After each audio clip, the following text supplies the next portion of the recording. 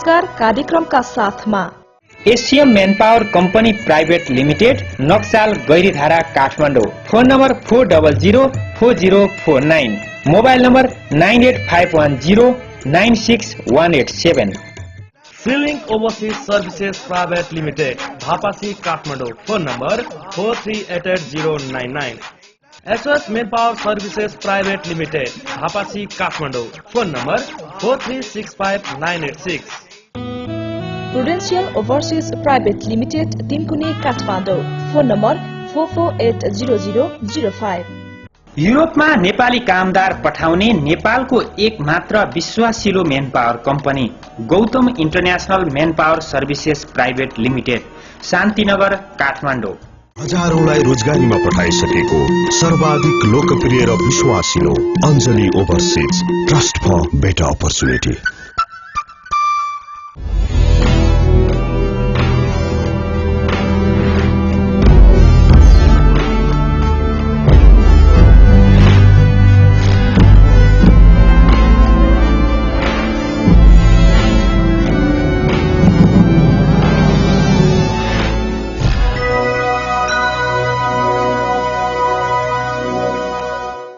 नमस्कार, कार्यक्रम रोजगारमा स्वागत छ।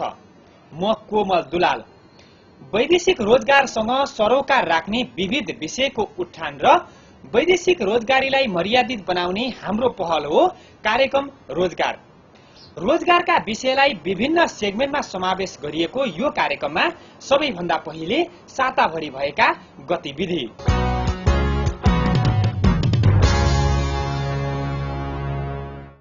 नेपाल वैदेशिक रोजगार व्यवसायी संघका अध्यक्ष हंसराज वाग्लेले प्रहरीले आफूहरूलाई झुटा मुद्दा लगाएर फसाएको आरोप लगाएका छन्।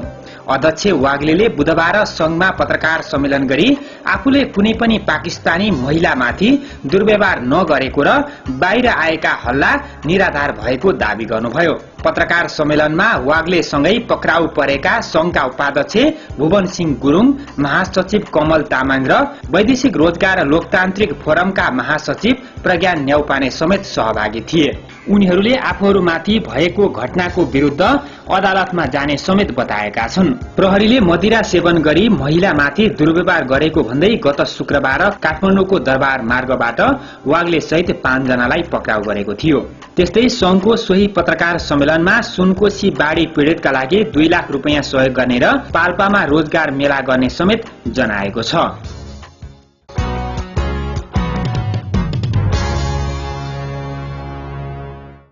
वैदेशिक रोजगारीका लागि दक्षिण कोरिया जान शुरू भएको भाषा परीक्षामा 3 दिनमा 50,000 भन्दा बढीले आवेदन भरेका छन्।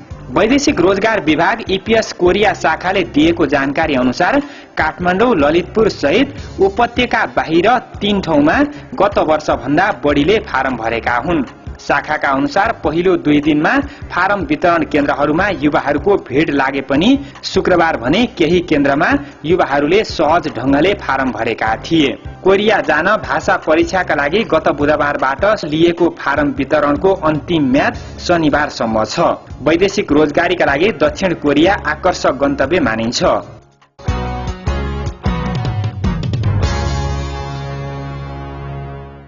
संयुक्त अरब इमिरेट्स स्थित एलीको कम्पनीले 200 नेपाली कामदार लैजाने भएको छ। कम्पनीले नेपाली कामदार इमानदार र मेहनती हुने भएकाले नेपाललाई कोटा दिएको हो।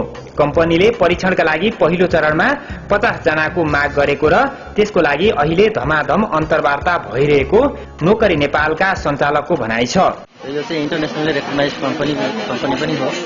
यसको साउदी, कुवेत, इजिप्ट र युएई लगायत अरू मुलुकमा पनि छ र त्यसैको एल्युमिनियम फिटर र हेल्पर सम्बन्धी कामको लागि आएको छ। हाम्रो जम्मा 90 जनाको डिमान्ड हो।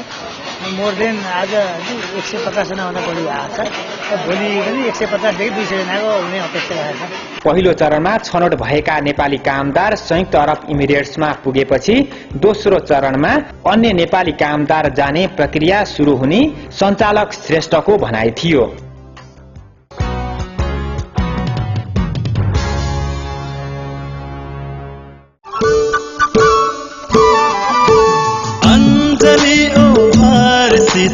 आफ्नै पहिचान छ, बेलैमा सोचिराखे घरमा खुसियाली छाउँछ विदेश जान ढुक्क भई ग्यारेन्टी छ काम अञ्जली ओभरसिज नेपाली कैसान यो हो अञ्जली ओभरसिज यो हो अञ्जली ओभरसिज तपाईकै अञ्जली ओभरसिज। हजुर वैदेशिक रोजगारको लागि अब धन्दा मान्नु पर्दैन। हजारौंलाई रोजगारीमा पठाइसकेको यस अञ्जली ओभरसिजमा आजै सम्पर्क राख्नुहोस्। विस्तृत जानकारीको लागि प्रधान कार्यालय सामकोशी चौक काठमाडौँ मेचिकाली ट्राभल सँगै फोन 4387207 4355065। पूर्वाञ्चलको लागि शाखा कार्यालय वीरता मोड झापा अतिथि सदनको ठीक सामुन्य phone 023 540 076 541 955। Anjali overseas trust for better opportunity.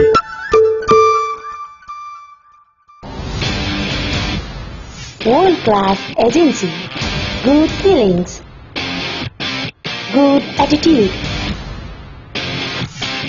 Malaysia, Saudi Arabia, Dubai लगायत विभिन्न देशहरूमा हामी दिलाउँछौँ सिप अनुसारको रोजगारी।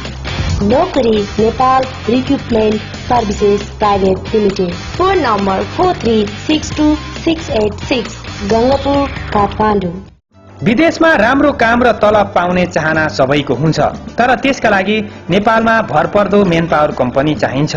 त्यसैले हामी पूर्ण जानकारी सहित Malaysia, Qatar, Saudi Arabia, Dubai लगायत विभिन्न देशमा रोजगारीमा पठाउँछौं। MD overseas private limited, manpower बजार, airport Kathmandu. Phone number 4485544, mobile number 98510 95844।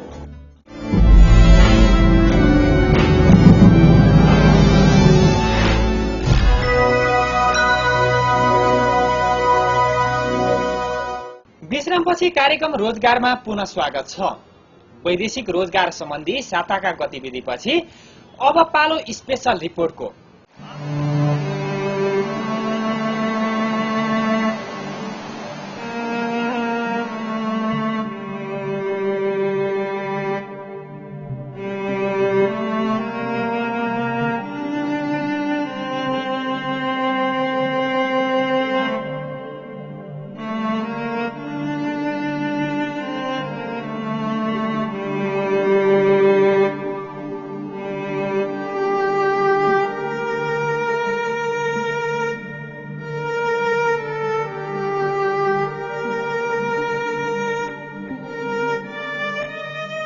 Sunkoshi नदीमा आएको विनाशकारी पहिरोमा परि करोडौंको जनधनको क्षति भएको छ। यस्तो विपदका बेलामा विभिन्न संघ संस्थाहरूले पहिरो गएको क्षेत्रमा पुगी पीडितहरूलाई सहयोग गरिरहेका छन्। यसरी सहयोग गर्नेमा विदेशमा रहेका नेपाली मात्र होइन, स्वदेशमा पनि विभिन्न संघ संस्थामा कार्यरत कर्मचारीले आफ्नो तलबबाट बाढी पीडितलाई सहयोग गरेका छन्। काठमाडौँको चाबेल स्थित ओम समाज डेन्टल हस्पिटलको नेतृत्वमा हेल्पिङ ह्यान्ड्स अस्पताल, सान इन्टरनेशनल कलेजमा कार्यरत कर्मचारीहरूले 1.5 लाख रुपियाँ संकलन गरी चामल, चाउचाउ, बिस्कुट र लत्ता कपडा लगायत सामग्री सहयोग गरेका हुन्। ओम समाजका प्रशासन प्रमुख कृष्ण घिमिरेको नेतृत्वमा गएको टोलीले कोशी प्रभावित क्षेत्रमा पुगी सिन्धुपाल्चोक सशस्त्र प्रहरी प्रमुख लक्ष्मण बहादुर सिंहलाई सहयोग सामग्री हस्तान्तरण गरेका हुन्। कोशीमा आएको पहिरोले कयौं नेपाली घरबार विहीन छन्। उनीहरूलाई थोरै भए पनि सहयोग गर्ने भावना अनुसार खाद्यान्न र लत्ता कपडा सहयोग गरेको समाजका प्रशासन प्रमुख घिमिरेले बताउनुभयो। हामीले राहत संकलन गर्यौं हैन, त्यसको 2.5 लाखको बराबर हामीले संकलन गरेका छौं। हामीले चाउचाउ, चिउरा, उयोहरू के अरे दसनाहरू हैन, कम्मलहरू सहयोग गरेका छ। हामीले यो बाढी पीडितलाई चाहिँ सहयोग गरे हो हैन, त्यही कारणले हामीले चाहिँ आज यहाँ आयौं। कोशीमा पहिरो आएपछि सयौं घरबार बिचल्लीमा परेपछि पीडितहरूलाई सहयोग गर्नेको अहिले तातिनी देखिन्छ। यसरी प्राप्त भएको सहयोग दुरुपयोग नहोस् भनेर बाढी पीडितलाई राहत वितरणमा एकद्वार नीति ल्याइएको छ। तर बाढी पहिरो पीडितलाई पुनर्स्थापना गराउनको लागि राहत सामग्री भन्दा नगद भए सजिलो हुने सशस्त्र प्रहरी प्रमुख लक्ष्मण बहादुर सिंहको भनाइ छ।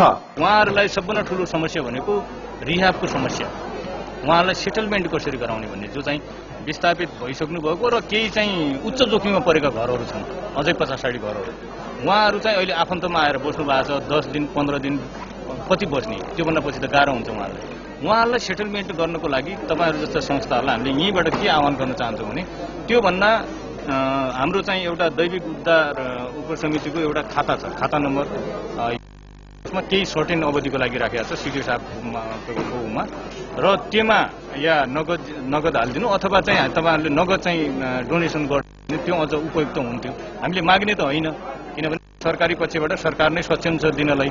पछिल्लो समयमा ओम समाजले स्वास्थ्यको क्षेत्रमा देशैभर विभिन्न कार्यक्रम गर्दै आएको छ। सुनकोशीको बाढी पहिरोमा परेका पीडितलाई पनि कर्मचारी र समाजले रकम संकलन गरी सहयोग गरेको ओम समाजका अध्यक्ष डाक्टर श्याम घिमिरेको भनाइ थियो। हजारौंलाई रोजगारीमा पठाइसकेको सर्वाधिक लोकप्रिय र विश्वासिलो Anjali overseas, trust for better opportunity. तपाई मलेसियामा रोजगारीमा जाने सोचमा हुनुहुन्छ? यदि हुनुहुन्छ भने काठमाडौँको स्वयम्भू कारखाना स्थित Al vision international man power कम्पनीलाई सम्झनुहोस्। हामीले विगत केही महिना यता मलेसियाका ठूला तथा साना उद्योगबाट लगातार नेपाली कामदारको माग ल्याइरहेका छौं। थप जानकारीका लागि Al vision international private limited, phone number 437993 mobile number 985110 96183, Swayambhu कारखाना काठमाडौँमा सम्पर्क राख्नुहोला। दुबई, कतार, मलेसिया, मकाउमा तपाईँ सुरक्षा गार्डमा जाने सोचमा हुनुहुन्छ? यदि हुनुहुन्छ भने धमाधम सेक्युरिटी गार्डको तालिम सञ्चालन भइरहेको छ। हाम्रा विशेषताहरू: विदेशमा हुने सेक्युरिटी कोर्स तथा प्र्याक्टिकल नेपालमै गराइने, भूपू आर्मी प्रहरी तथा विदेशमा अनुभवी दक्ष प्रशिक्षकद्वारा पढाइ हुने, युएईमा हुने एनएसआई पीएसबीडी डीपीएस को मोडल क्वेशन तथा बुकको व्यवस्था। हाम्रा अन्य सेवाहरू: विदेशमा जानेहरूको लागि स्तरीय सेक्युरिटी गार्ड तालिम, नेपालमा भरपर्दो तथा स्तरीय सुरक्षा गार्डको supply, entire Gorkhali group security private limited, Samakhusi town planning, Kathmandu. Telephone number 2299334, mobile 9851161780।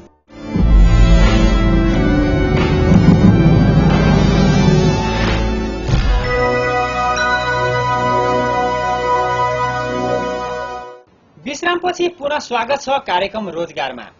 रोजगारमा अबको पालो कुराकानीको। पछिल्लो समयमा वैदेशिक रोजगारीमा जाने नेपाली कामदारको स्वास्थ्य परीक्षणको विषयले निकै चर्चा पाएको छ। विशेष गरी मलेसियाले नेपालमा बायोमेट्रिक प्रणाली लागू गराउन खोजेपछि यो विषयले निकै चर्चा पाएको हो। यही चर्चाका बीच अहिले वैदेशिक रोजगारीमा जाने नेपाली कामदारको स्वास्थ्य परीक्षण गर्ने व्यवसायीहरूको छाता संगठन नेपाल स्वास्थ्य व्यवसायी महासंघको समेत नयाँ नेतृत्वको लागि आगामी भदौ 3 गते निर्वाचन हुँदैछ। महासंघको वर्तमान कार्य समितिले लागू गर्न खोजेको बायोमेट्रिक प्रणाली महासंघमा भावी नेतृत्व आएसँगै के हुन्छ भन्ने विषय अहिले सबैको चासोको विषय बनेको छ। आज हामीले यही बायोमेट्रिक प्रणाली र महासंघको आसन्न महाधिवेशनको तयारीका विषयमा कुराकानी गरेका छौं।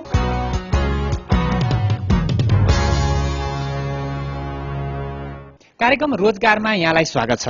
धन्यवाद। यो ठूलै संघर्षपछि चाहिँ यो महासंघको चाहिँ महाधिवेशन चाहिँ हुने भयो हैन त?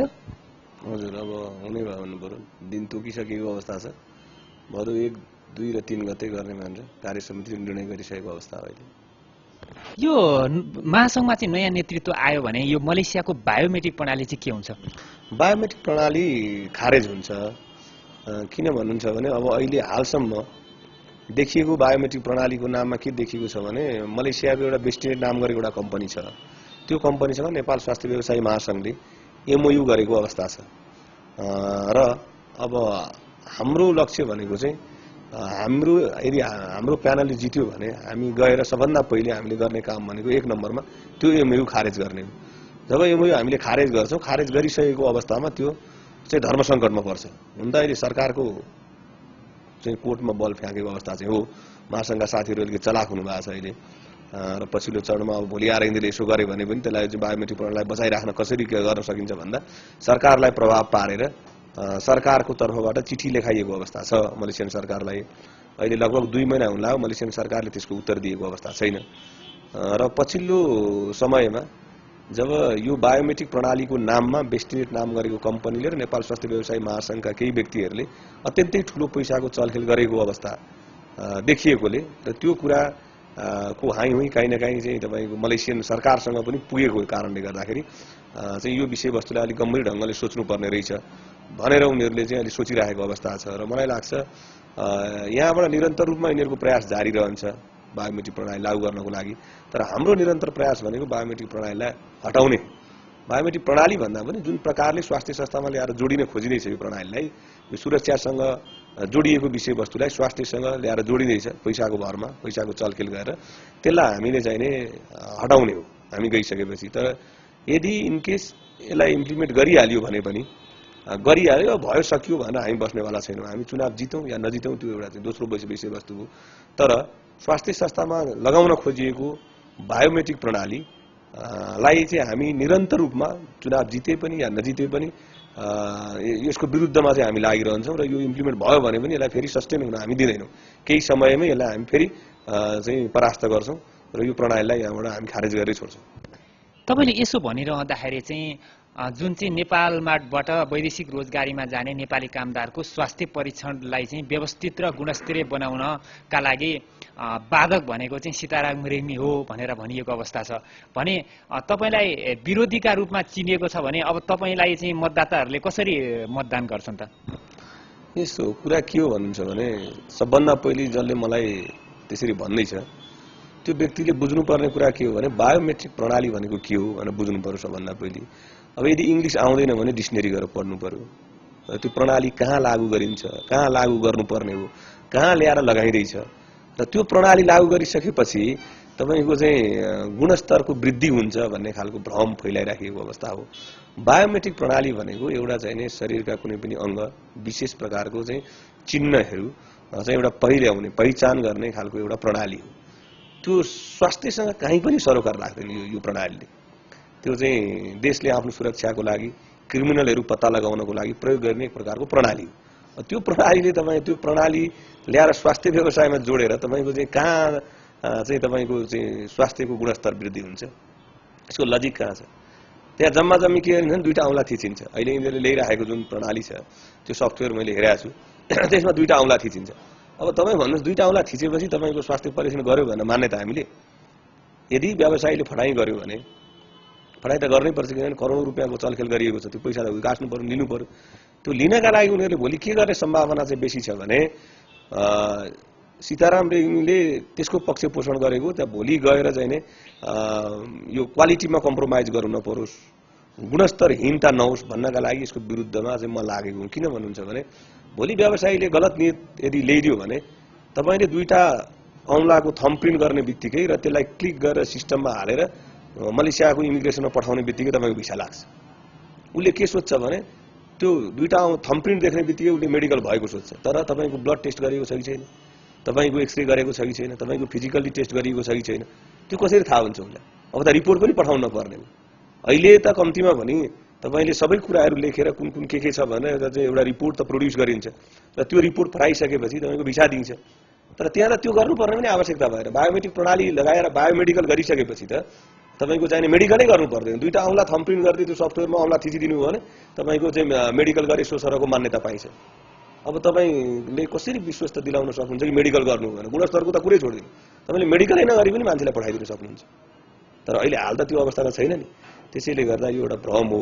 गुणस्तर बायोमेट्रिक प्रणालीले गुणस्तर हुने होइन, बायोमेडिकलले गुणस्तर हुने होइन। गुणस्तर कसरी हुन्छ भने मापदण्ड बनाउने हो। नेपाल सरकारले हुन त भर्खरै 2070 सालको मापदण्ड बनाएको थियो, तपाईँहरूलाई पनि थाहा होला। त्यो मापदण्ड पुरा गरेर भर्खर मात्रै व्यवसायी साथीहरू सूचीकृत हुँदै आएको अवस्था हो। नेपाल सरकारले चाहिँ अनुगमन गरेर सूचीकृत गराइरहेको अवस्था हो अहिले। त्यसैले 205 वटा स्वास्थ्य संस्थाहरू पहिले थियो भने अहिले लगभग 300 संस्थाहरू पुगिरहेको अवस्था हो र सूचीकृत भएकै पनि 275-80 जना संस्थाहरू पुगेका छन्। अहिले उनीहरूले के गरेका हुन् भन्नुहुन्छ भने 2070 सालको मापदण्ड पुरा गरेका नेपाल सरकारको यो चाहिँ नि महासंघको मापदण्ड पुरा गर्नुपर्छ, मलेसियन सरकारको मापदण्ड पुरा गर्नुपर्छ भने हामीले कहीँ लेखेको छैन। हामीले नेपाल सरकारको मापदण्ड पुरा गर्दैनौँ। नेपाल सरकारले सूचीकृत गरेपछि हामीले खुलेआम रूपमा हाम्रो व्यवसाय गर्न पाउनुपर्छ भन्ने मान्यता राख्छौँ। तर यसको अर्थ होइन हामी क्वालिटीमा कम्प्रोमाइज गर्छौँ, त्यो होइन। क्वालिटीको आवश्यक पर्छ भने गरौँ। के इक्विपमेन्टद्वारा परीक्षण गरिसकेपछि कस्ता इक्विपमेन्टहरू राखेर तपाईँको स्वास्थ्य संस्थामा परीक्षण गरिसकेपछि चाहिँ गुणस्तरको वृद्धि हुन्छ।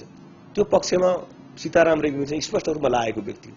मैले बार भन्ने गरेको छु महासंघका साथीहरूलाई पनि नेपाल सरकारलाई पनि तपाईँहरू बनाउनुहोस् न त के बनाउनुहुन्छ। 2070 को मापदण्ड पुरा त्यो भएन भने त्यसले पुरा गर्न सकेन अरू बनाउनुहोस्। तर एउटा कुरा ख्याल के राख्नुहोस् भने हामीले वैदेशिक रोजगारमा जाने व्यक्तिहरूको स्वास्थ्य परीक्षण गर्ने हो र तिनीहरूको रिपोर्ट प्रोड्युस गरेर सही रिपोर्ट दिने हो। हामीले बिरामी मान्छेहरू ल्याएर उपचार गरेर मलेसिया पठाउने होइन।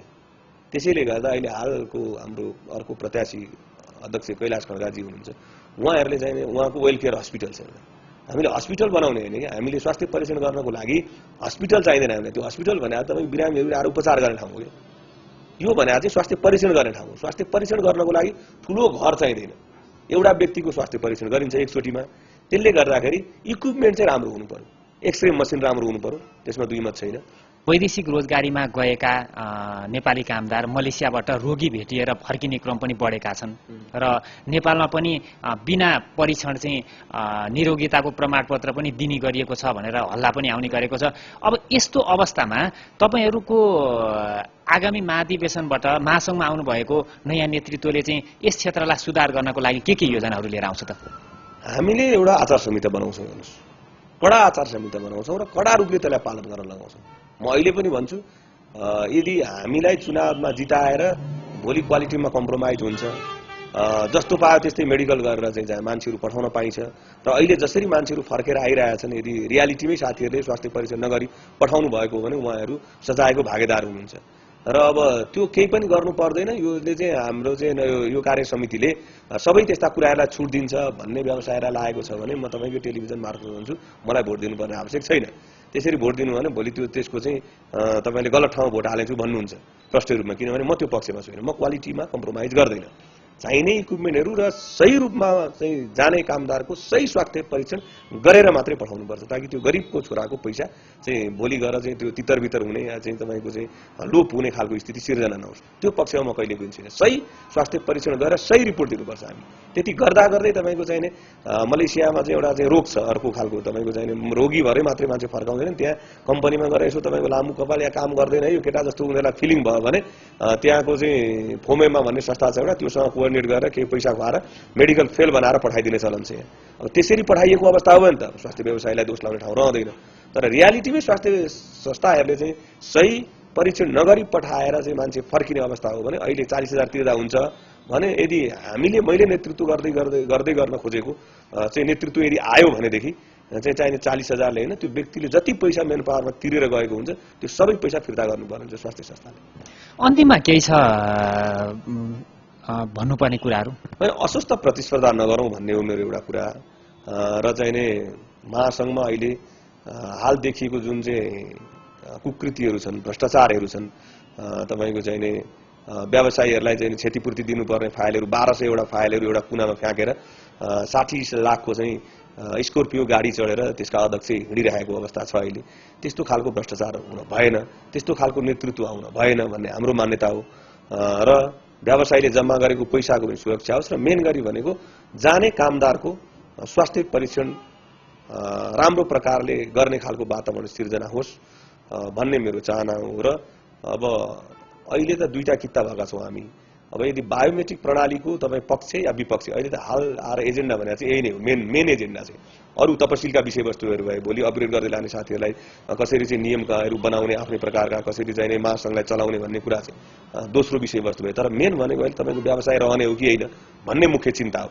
र त्यो यदि बायोमेट्रिक प्रणाली यहाँ लागू भयो भने 38 जनादेखि बाहेक त्यसलाई पनि घटाउँछन् उनीहरूले अलि पछि गएर र 300 जना व्यवसायीहरू चाहिँ रोडमा जाने स्थिति सिर्जना हुन्छ र उनीहरूले 50 लाख रुपियाँ खर्च गरेर हालसालै अपग्रेड गरेको मेडिकलहरू इक्विपमेन्टहरू सबै फ्याक्नुपर्ने स्थिति सिर्जना हुन्छ र त्यो 300 मेडिकलहरूसँग आश्रित भएका रोजगार पाइरहेका व्यक्तिहरू लगभग 7000 देखि 8000 सम्म हुनुहुन्छ ती व्यक्तिहरूको रोजीरोटी पनि गुम्ने हुन्छ त्यसैले गर्दाखेरि अब तपाईँ कुन कित्तामा आउने भन्ने कुरा हो अहिलेको मेन एजेन्डा भनेको तपाईँ आफ्नो व्यवसाय जोगाउने हो कि नजोगाउने यदि जोगाउन चाहनुहुन्न र भ्रममा पालिन चाहनुहुन्छ भने तपाईँ चाहिँ कैलाश खड्काजीलाई समर्थन गर्नुस् बायोमेट्रिक प्रणालीको समर्थन गर्नुस् होइन तपाईको व्यवसाय जोगाउन चाहनुहुन्छ भने आत्मादेखि नै म रियालिटीमै भनिरहेको छु यो कुरा अहिले हामी 3 वर्षदेखि यसैको लागि संघर्ष गरिरहेका छौँ त्यसै जोग गरे होइन हामीले 3 वर्षमा सडकमा हिँड्न हामीलाई पनि चाहिने एउटा व्यवसाय गरेर हिँड्या मान्छे घाममा घटाएर उप्रेर कराउने कुनै पनि रहर थिएन होला हामीले व्यवसाय गुम्ने खतरा देखेर व्यवसायहरूको व्यवसाय गुम्ने खतरा देखेर नै हामीले चाहिँ यो आन्दोलन गरेका हौं त्यसैले गर्दा तपाईँ आफ्नो व्यवसाय जोगाउनुहुन्छ भने यो अहिले स्वास्थ्य व्यवसाय महासंघ संघर्ष समिति हामीले जुन एउटा प्यानल आज चाहिँ प्रस्तुत गर्दैछौँ त्यो प्यानललाई भोट दिनको लागि म सम्पूर्ण स्वास्थ्य व्यवसाय साथीहरूलाई अनुरोध गर्दछु। हस् यहाँले हामीलाई जानकारी गराइदिनु भयो धेरै धेरै धन्यवाद। धन्यवाद। तपाईको न्यूज च्यानल जुन एउटा लोकप्रिय च्यानल हो त्यो मार्फत मेरा भनाइहरू राख्ने मौका दिनुभयो तपाईँ र तपाईँको च्यानललाई धेरै धेरै धन्यवाद दिन्छु। हस् धन्यवाद।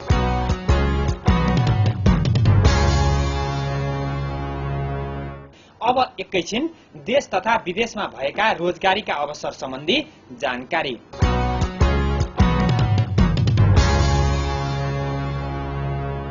एसियम मैनपावर कंपनी प्राइवेट लिमिटेडले मलेसियाको प्रतिष्ठित कम्पनीबाट प्रोडक्सन अपरेटरको लागि नेपाली कामदारको माग ल्याएको हुँदा इच्छुक व्यक्तिहरूले phone number 4004049 mobile number 9851039487 Naxal Gairidhara काठमाडौँमा सम्पर्क राख्नुहोला।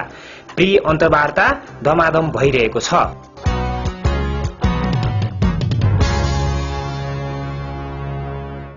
यिनै जानकारी सँगै आजको रोजगार यति नै। तपाईसँग कुनै सल्लाह सुझाव वा प्रतिक्रिया छन् भने हामीलाई rozgarsarokar@gmail.com मा इमेल लेख्न सक्नुहुन्छ अथवा मोबाइल नम्बर 9849157004 मा सीधा सम्पर्क गर्न सक्नुहुन्छ। अर्को साता वैदेशिक रोजगार सम्बन्धी विभिन्न सामग्री सहित आउनेछौं। आजको लागि सम्पूर्ण युनिट सहित मलाई पनि बिदा दिनुहोस्। नमस्कार।